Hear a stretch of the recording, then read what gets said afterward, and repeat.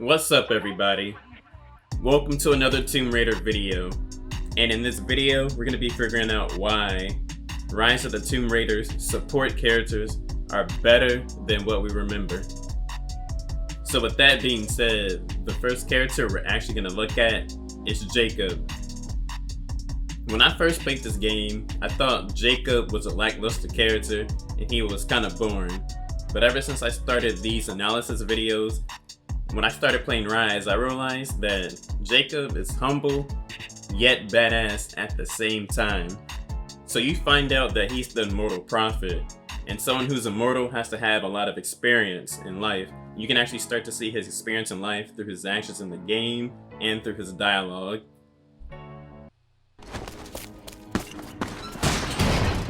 This isn't over. Bastard!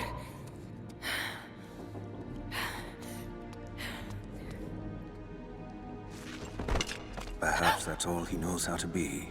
I thought I was alone. So did I, but here we are.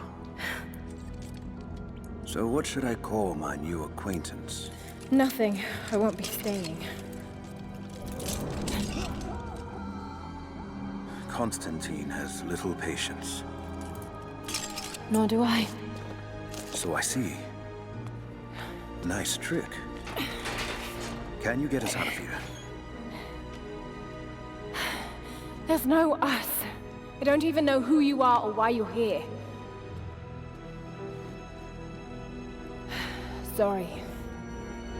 I'm not feeling particularly trusting right now. You won't get far without me. You don't know how far I've come.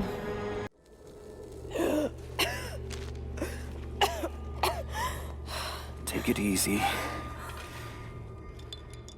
Drink this. It'll help.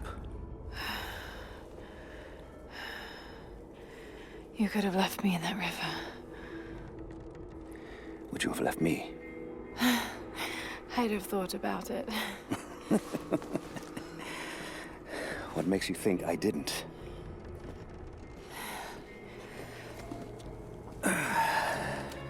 The introduction to Jacob was actually very good. We were able to see through his dialogue with Lara in the first couple of cutscenes that they try to outwit each other and outsmart each other in conversation.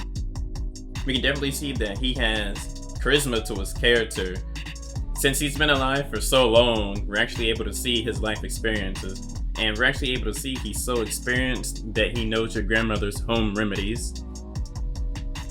Just look at the time that he healed Jonah in that one cutscene.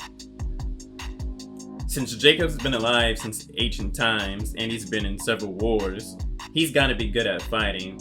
And there's a moment in this game that definitely shows that. So here I am wondering in the Soviet installation, wondering, why are all these people already slaughtered and I didn't handle them myself? And then you keep exploring a little bit, and I get the answer to my question. Surprise, surprise, what do you know? It's your boy Jacob that handled all those people. When you look at this cutscene, you can see Jacob just lets him get the first swing, and then he just deals with him. Standing unmenacingly too. Just watch how he takes the knife out. He cleans it on him. You can definitely see he's been doing that for a while, and he's definitely a humble badass. Jacob is definitely a character because you can see a lot of his qualities make him a good leader, and you can tell that the villagers really like this guy. There's points in the story where some of the villagers die to protect the secret of the divine source just for Jacob. And in return, you can see how caring and heartwarming he is towards the villagers he leads. I think there still is a lot to Jacob's character, but you would have to break down all the historical things hidden in this game, which I don't have time to do, because there's definitely a darker side to him, especially knowing that the Deathless is his undead dying army. Without a doubt, we can definitely say Jacob is loyal to the villagers. After looking at Jacob's character, the only thing I can really say I wish they continued is, throughout the game, the dynamic him and Lara have between them two trying to outwit each other during conversation would continue, because they had a certain amount of charisma with each other that would have been cool to see throughout the whole game that suddenly just ended.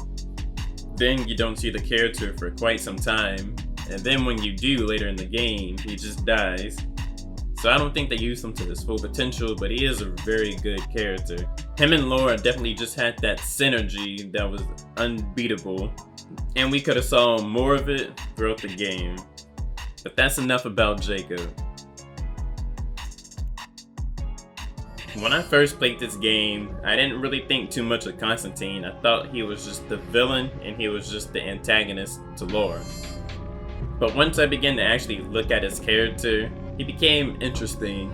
And the reason he became interesting is once you understand his motive, which is to get the divine source for its power and to keep his dying sister alive who looks like she has the Rona, we can begin to understand his character for what he is. And one, we can see that Constantine is definitely crazy, he has a temperament, and he's definitely objective based.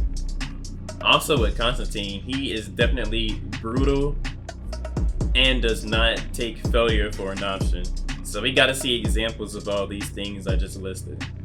So I said Constantine is brutal, and we can definitely see that in this cutscene where he kicks Lara over in the chair and he's ready to glaze her off bucks.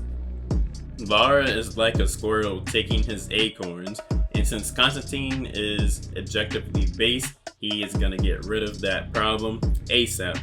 Another scene that really highlights his brutality is when you see how he treats the other workers at Trinity. So in this scene, we can see one of the Trinity workers approaches Constantine after failing an objective, and Constantine just puts his fingers in the guy's eyes and gouges him out. Definitely brutal, and he does not tolerate failure. So I describe Constantine as having a temperament, and this is the best cutscene to show that. So we can see he just rages and he throws that chair. And the funny thing is Anna doesn't even flinch, so she probably seen this man act like that several times. Now I'm just wondering, are there any other ragers in the chat? So despite of raging and eye gouging, there's still other things that show that Constantine is crazy. And in this cutscene we see that he's just praying and he has open wounds in his hands. And then all of a sudden they start to bleed. And then he just takes it as a sign as he needs to go kill more people to get his objective complete. So if that doesn't highlight crazy, then I don't know what does. If you remember during the flashback, when Lara is in Syria, he actually has open wounds in his hands that kind of look like nail marks. I remember towards the end of the game when you're after the boss fight with Constantine, he kind of says that he was destined to get the divine source. So he kind of thinks of himself like a prophet. Now there is more to this character, but I'll probably bring it up when I talk about the game's immersion. So that's it for Constantine. So now we're going to talk about Sophia. And Sophia doesn't have too much to her character, other than she is a stand-up person and she was ready to kill you on sight. But when she figures out that you're not with Trinity, then she's cool with you and she's like, alright, I'll rock with you. Just like her father, she also has a sense of loyalty. And then you can even see that post-game when her and Lara shake hands after they said both of their oaths has been fulfilled. Just like her father, she is a leader, and she's like the second in command in the village. And we can see when she's giving a speech about how to lead the villagers into battle, she's definitely riding for the village. There's also a scene where they say she's brave for going into the area where the deathless are at, and then people call her brave and stuff. That's pretty much everything there is to Sophia's character. So the next character we're going to discuss is Jonah. Now since Sam is out the picture, Jonah is now Lara's new ride or die. If you're going to Siberia, then I'm coming too type stuff. In Yamatai, Jonah was always the diffuser of bad situations, and he was always friendly, but in Rise of the Tomb Raider, he definitely keeps it real with Lara. Siberia? Are you kidding me? Just think, if this thing could really unlock the secret of immortality, it would change everything. Sickness, suffering, death, gone. Are you listening to yourself? Jonah, we've been through so much together. You know there's more out there. This could be real. I don't care if it's real. I've lost too many friends. I don't want to lose you too. Dad never made the connection to Katesh. He gave up everything for this. Including you. Stop blaming yourself for what happened. He made his own bed. I can't give up on him.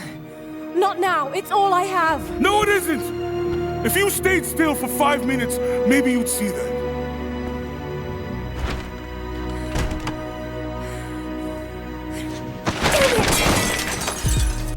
That cutscene actually cracks me up. This man Jonah said, "Are you listening to yourself?" And then he said, "If you would sit down for 5 minutes." That was funny to hear. But you know Lara and Jonah have a real friendship because real friends sometimes argue when somebody wants to do something and the other person gives their honest thoughts or opinions on something and the other person still wants to do what they want to do and they'll argue with you. So we can definitely see they're real friends. Jonah's not just a yes man and says, do whatever you want. But anyways, he probably saw how real it was when the intruder came into the house to decide to go to Siberia. In the therapy session recordings, Lara actually says Jonah's the only person who gets her and makes her feel like herself. And then Jonah definitely helps out his friend, and that's pretty much all there is to say about his character.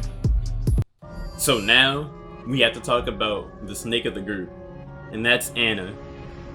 On surface value, it doesn't seem like Anna does too much in the game or is that relevant in the plot. But when you dive deep into the audio logs and stuff, she is very relevant to the plot. So Anna's been plotting on Lara's father's research for a long time.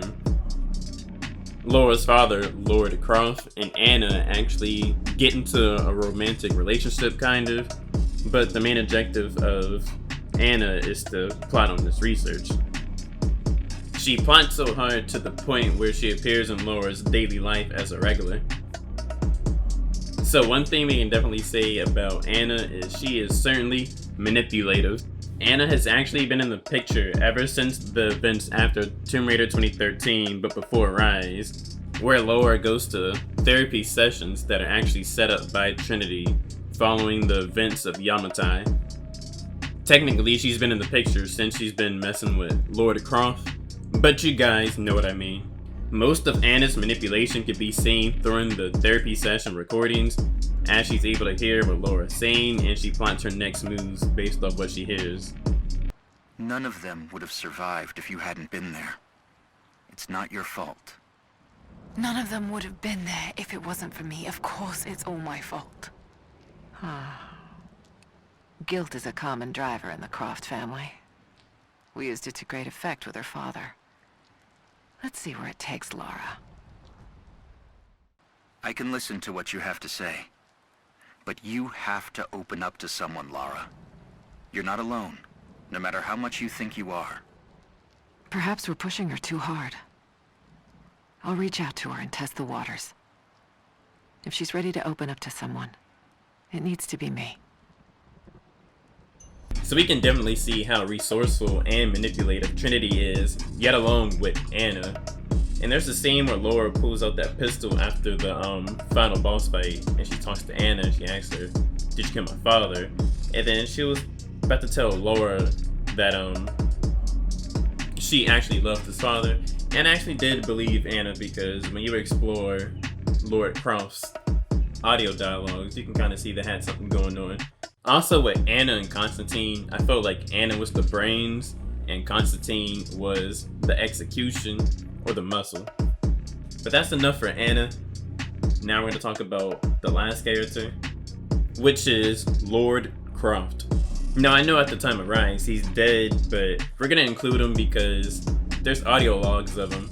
And once you really see the audio logs of what he says and stuff, it really paints the big picture of the entire plot and everything that happened since he was alive in the story of the Tomb Raider trilogy. The conference was, of course, a disaster. I might as well have been booed from the podium, and yet I am in the best mood I've been in years. I met someone there, an admirer. She approached me after the slaughter. I nearly flinched, expecting her to continue the beating. But instead, she simply asked to hear more about my work, and when I started to talk, her questions were not loaded with cynicism. Instead, they were intelligent, almost innocent in their inquisitiveness. We spoke for hours. She says her name is Anna. I've invited her to dine with me when we're all back in London. So we can see this is about Lord Croft presenting his research at a conference, and he said it went horrible. But he said he was in a good mood, and he's so passionate about what he's researching that he seems like he's still going to keep pursuing it. And it really makes a connection between Lord Croft and Lara, how society thinks they're both crazy, but they're so passionate about what they want to pursue that they keep doing it. So I like that. It's like father like daughter. It also shows how sneaky Anna is, how she pursued Lord Croft so she can learn about that research. He invited her over for dinner too. Oh yeah, she opened them jar of cookies for that research. But another audio log allows us to see what happens in the future when Anna and Lord Croft have been seeing each other for a while. Lara has accused me of paranoia again. Perhaps she's right. But I've been approached by people asking to see my research, people offering no credentials. I'm sure someone is watching me. Strangers outside the manor house, odd phone calls at odd hours, and then last night, the house alarm was tripped. Someone had tried to break in. I believe they represent an organization called Trinity. There are oblique references to them in much of my work, but what they're after, I do not know. I've begun taking steps to ensure my work remains secure. One day, I hope Lara will understand why I did all this. Now we see how Anna just set him up and gave Trinity all the leads to all this stuff by Anna just sneaking her way into Lord Croft's life. Less than pleasant about me to ignore it. There are those who simply do not understand the work I'm doing here. Perhaps they're even frightened by it, but their fear and stupidity is not my concern, and neither should it be yours. I will explain everything in good time, my darling girl. The people that were frightened, were they Trinity? You never told me. I guess it doesn't matter now anyway. They found their way to me. Now I'm going to have to deal with them. It's nice to see how all this plays out and how every character actually played a huge part into the plot of Tomb Raider in the new trilogy so far. And it really just shows you how immersive the game really is by including characters that aren't physically in the game by audio dialogues. The game just has a very rich story, especially with the characters that we looked at, and how some of them played such a significant part to the story of the new trilogy. And the story is actually just really good, and it really caught me off guard. I really didn't understand it like that the first time I played this game, and so I played it again and analyzed it so I can make videos on it. And this is why Rise of the Tomb Raider supporting characters are better than what you remember. Next time we're going to be looking at that gameplay, so stay tuned for that. So let me know who was your favorite supporting character and why. Who did you dislike the most? Who did you like the most? Drop a comment. Don't watch the video without dropping a comment. And you guys know what time it is. And I'll catch you guys next time. Vibe out.